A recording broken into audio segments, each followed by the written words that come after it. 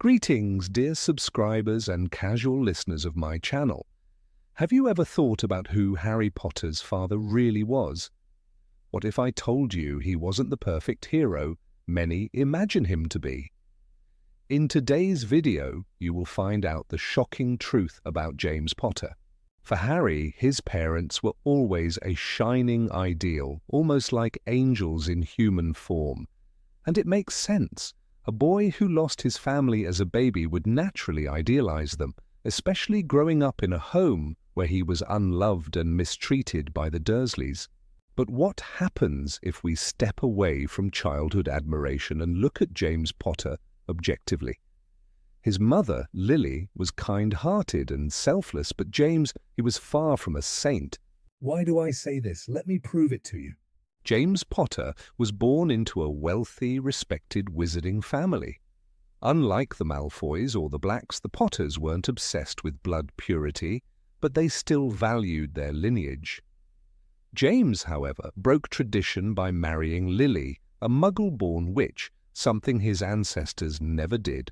At Hogwarts, James became a Gryffindor, excelling in Quidditch and surrounding himself with a close-knit group of friends: Sirius Black, Remus Lupin, and Peter Pettigrew.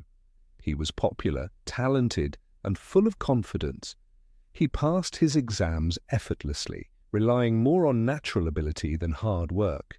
After Hogwarts, he and his friends joined the Order of the Phoenix, fighting against Voldemort. He faced the Dark Lord multiple times, always escaping with his life, until the fateful night when Voldemort came for his son. That night, James was the first to fall. But was he really the noble hero everyone remembers? The truth is, James Potter had flaws that cannot be ignored. He was a troublemaker. At school, James and his friends were notorious pranksters. They caused mischief, spied on classmates, and pulled stunts that often went too far. Even Lily found him arrogant and immature at first. He was arrogant. James took pride in his skills and pure-blood heritage. He never had to struggle for anything, and he wasn't shy about reminding others of that.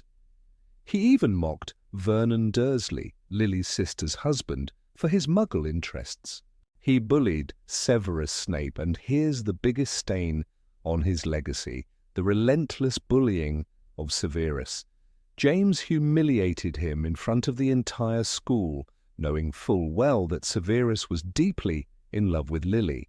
James Potter was a complex figure. On one hand, he was brave, charismatic, and undeniably talented. On the other, he had a reckless, arrogant streak that made him act without considering the consequences. His time at Hogwarts was filled with both triumphs and questionable choices, shaping him into the man who would later fight against Voldemort. His rivalry with Severus Snape is one of the most discussed aspects of his character. Many remember the infamous moment by the Black Lake where James publicly humiliated Severus, lifting him into the air and stripping him of his dignity while the entire school laughed. This was not an isolated incident. James had a habit of making Snape's life miserable. Some argue that it was just teenage rivalry that Snape gave as good as he got. But there's a difference. James had popularity, status, and friends who encouraged his behavior. Severus was alone. He was awkward, an outsider who didn't have a crowd cheering for him. And James knew it. Even Lily, the girl James was hopelessly in love with, disapproved of his actions. She saw him as an arrogant show-off, someone who used his talents to mock rather than uplift. It wasn't until James matured, grew out of his schoolyard antics, that she finally gave him a chance. But the question remains, did he truly change, or did he simply get better at hiding his flaws? His arrogance was not limited to his rivalry with Snape. James carried himself with a confidence that bordered on entitlement. He was born into wealth, privilege, and a name that carried respect. Everything came easily to him: magic, Quidditch, friendships. He had never known real struggle. Even when he fell for Lily, he never doubted that he would eventually win her over. And he did. But not before she made it clear that she would not tolerate his childish behavior. After Hogwarts, James became a father. He had everything: a wife he loved, a son he adored, and a purpose in life as a member of the Order of the Phoenix. This was his redemption arc, the moment where he stopped being the school bully and became a hero. But even then he was reckless.